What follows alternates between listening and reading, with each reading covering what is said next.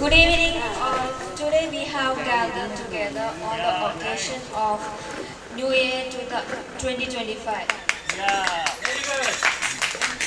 And coincidentally, it's Valyama's 17th birthday also. We will be celebrating all together.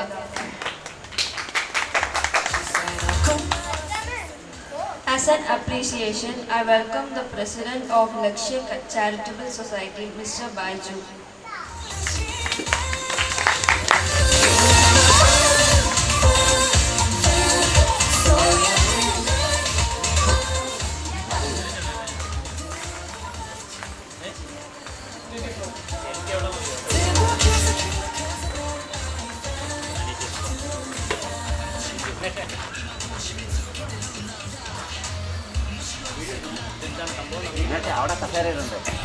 Thank you.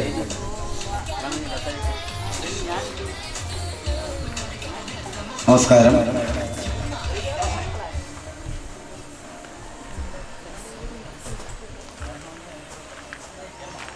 നമ്മുടെ 70-ാം വയസ്സിൽ സപ്തതി ആഘോഷിക്കുന്ന നമ്മുടെ ടീച്ചറമ്മ ക്ഷണിക്കുകയാണ് ഈ വേദിയിലേക്ക്.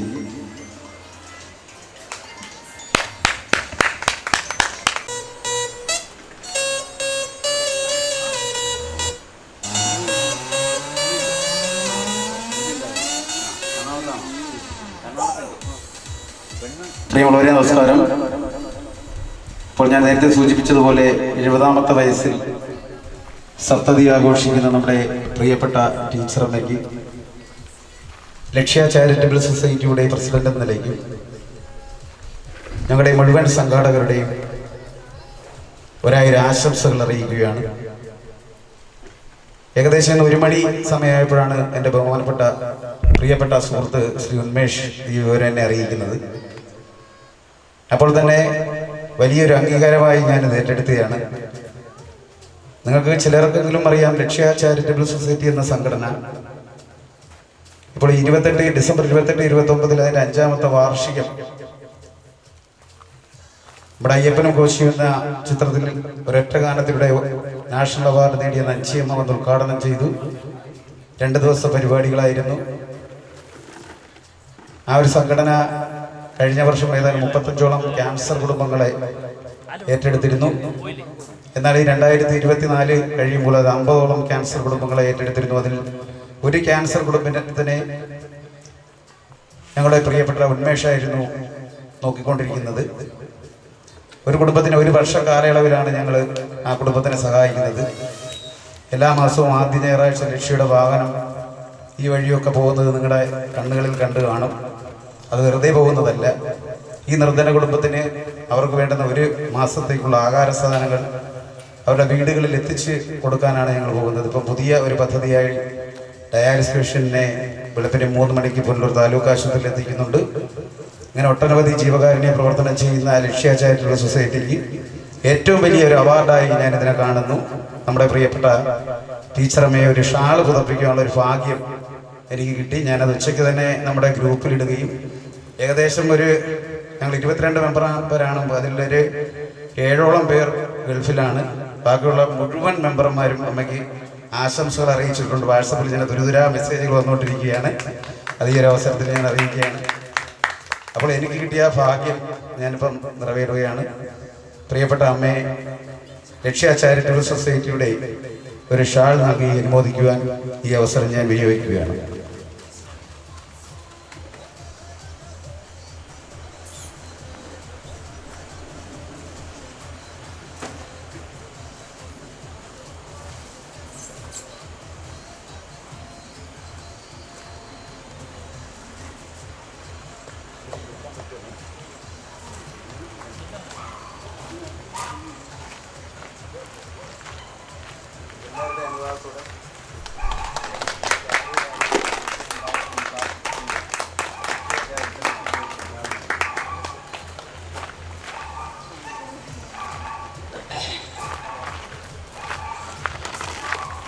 അടുത്ത ഈ വേദിയിൽ കഴിഞ്ഞ 1 വർഷ കാലയളവിൽ ലക്ഷ്യസ്നേഹം കാരുണ്യസ്പർശം എന്ന പദ്ധതി ഞാൻ നേരത്തെ സൂചിപ്പിച്ചതുപോലെ ക്യാൻസർ കുടുംബങ്ങൾക്ക് 1 വർഷം ഒരു പേഷ്യൻറ്റിനെ എടുത്തുകൊണ്ട് അവരുടെ കാര്യങ്ങൾ നോക്കുന്ന ആ പദ്ധതിയിൽ അംഗമായ ശ്രീ ദിനേശ് അവരുടെ ഞങ്ങളൊരു മൊമെൻറ്റോ നൽകി ആദരിക്കാൻ വേദിയിൽ വെച്ച് മൊമെൻറ്റോ എല്ലാം റെഡിയാക്കി വെച്ചാണ്. അദ്ദേഹത്തിൻ്റെ തിരക്ക് കൊണ്ട് അദ്ദേഹത്തിന് വരാൻ സാധിച്ചില്ല. ആ മൊമെൻറ്റോ ഈ അമ്മയുടെ സമക്ഷത്തിലൂടെ ഞാൻ നൽകുകയാണ്.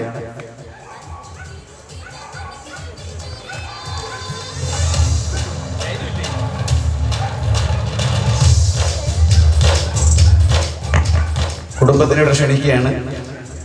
ഇതാ കുടുംബത്തിനുള്ള ഒരു മൊമെൻ്റെയാണ്.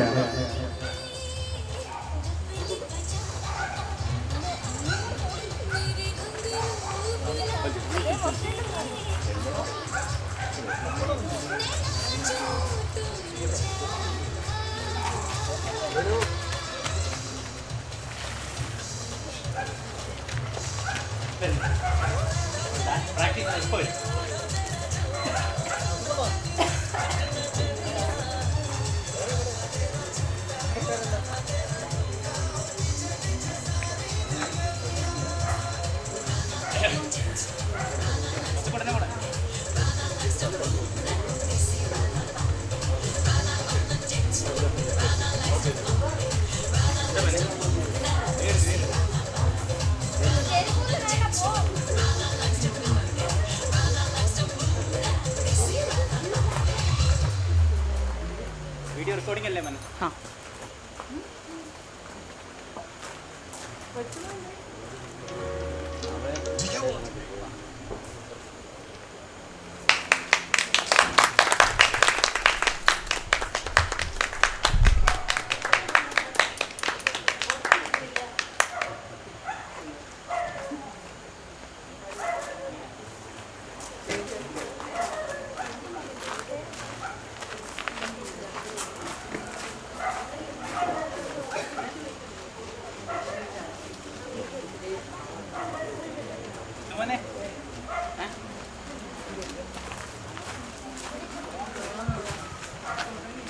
അപ്പോൾ ഇവിടെ വന്നപ്പോഴാണ് അറിയാൻ സാധിച്ചത് പാർട്ടിയൊക്കെ 12 മണിക്കാണ് നടക്കുന്നത്. പക്ഷേ എന്നെ തിരക്കി ഇതുപോലെ എൻ്റെ സുഹൃത്തുക്കൾ വെയിറ്റ് ചെയ്തുകൊണ്ടിരിക്കുകയാണ്.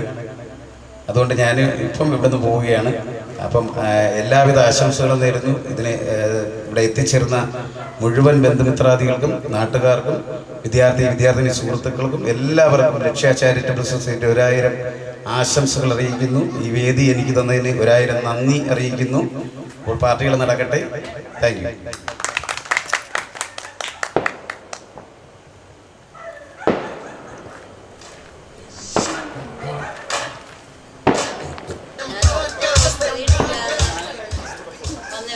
സാഹചര്യത്തിലാണ് ഇങ്ങനെ മറ്റൊരു പരിപാടി പിള്ളേരെല്ലാം ആസൂത്രണം ചെയ്ത് നടപ്പിലാക്കാനിരുന്നതാണ്.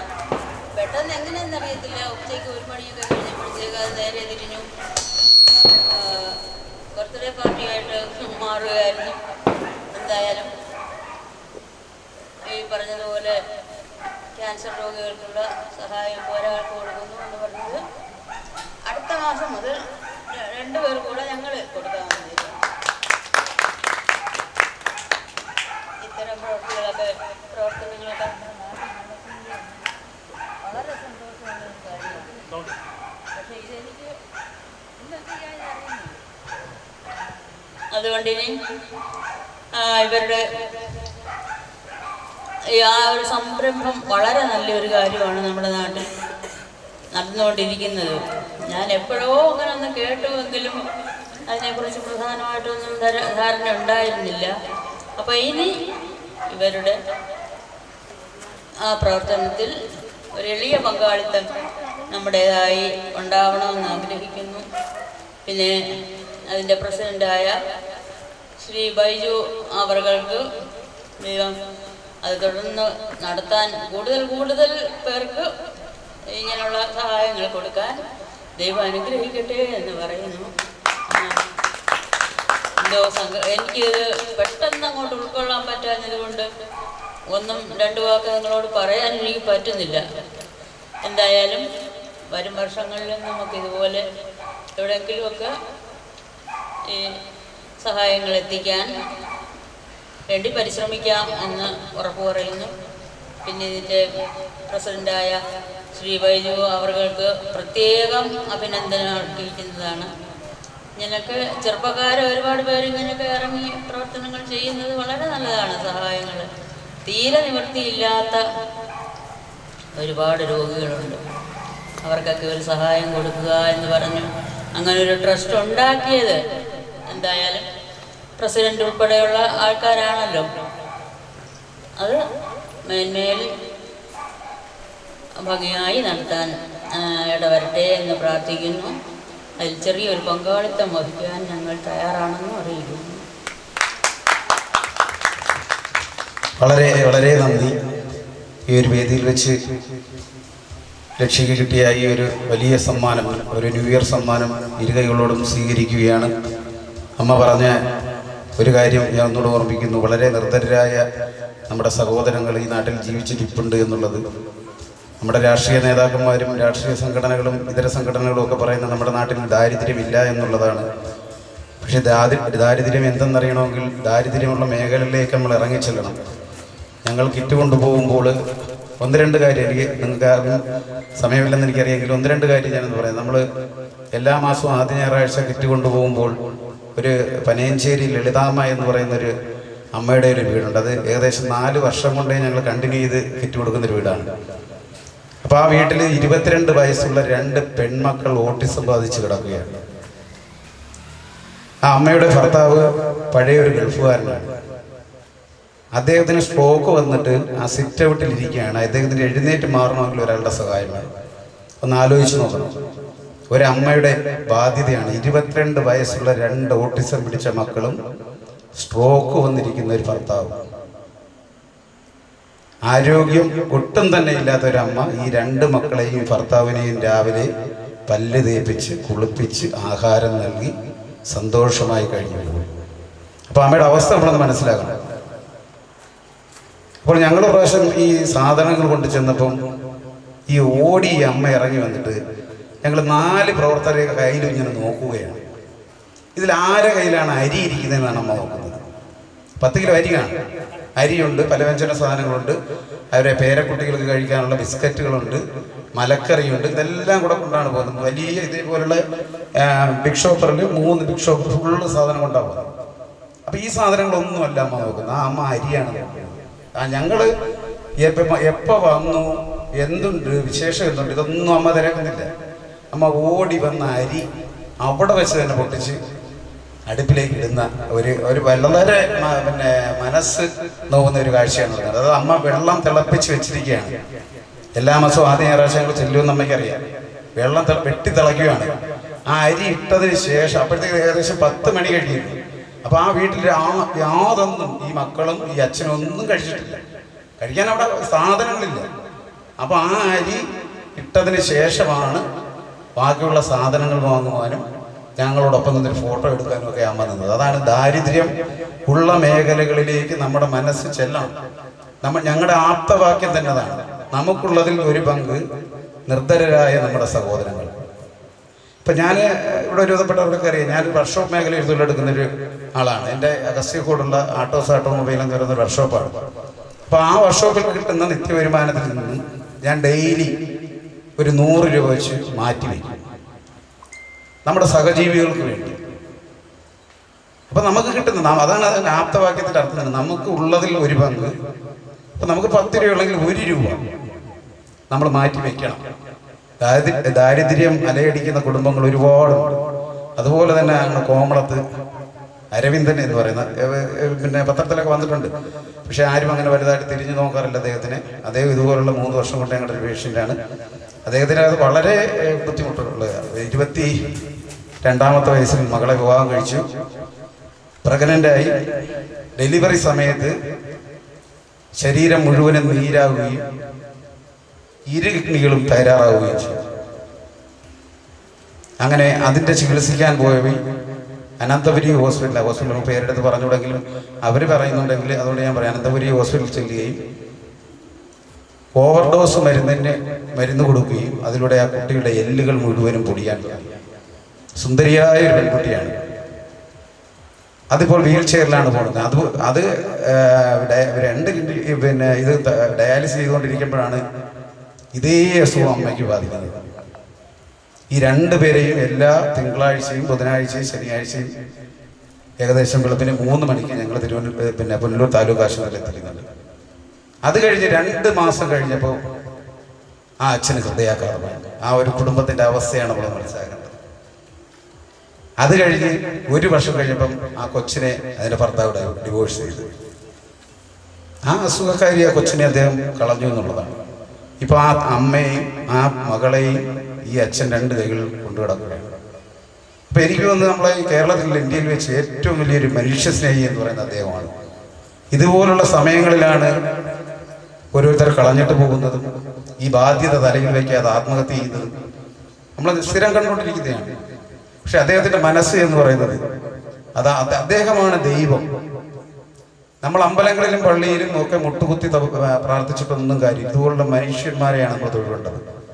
ചിലപ്പോൾ എനിക്ക് പോലും സാധിക്കാത്ത കാര്യങ്ങളാണ്. ചിലപ്പോൾ എൻ്റെ മനസ്സ് പോലും ഒന്ന് മാറി ചിന്തിക്കും. ഇത്രയും ഒരു ബാധ്യത തലയിൽ വെച്ചുകൊണ്ട് ഞാൻ എങ്ങനെ മുന്നോട്ട് പോകും? ഒന്നീ ജീവൻ എടുക്കാം, അല്ലെങ്കിൽ കളഞ്ഞിട്ട് പോകാം. സ്വന്തം സുഖം തേടി പോകുന്ന ഒരുപാട് പേരുണ്ട്. ആ ഇടയിലാണ് ഇങ്ങനെയുള്ള ജനങ്ങൾ താമസിക്കുന്നത്. ഇത് വലിയൊരു ആഘോഷവേളയാണ്. എല്ലാവരും വിഷമിപ്പിച്ചതിന് ഒരുപാട് ക്ഷമ ചോദിക്കുന്നു.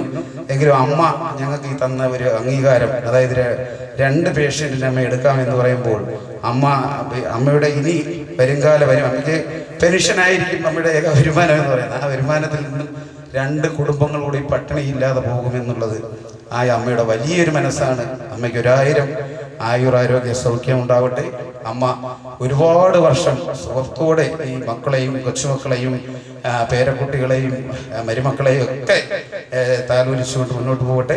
1000 നന്ദി. ലക്ഷ്യയുടെയും പ്രസിഡന്റായി ബിജു എൻ്റെ പേരിൽ നന്ദി, നമസ്കാരം.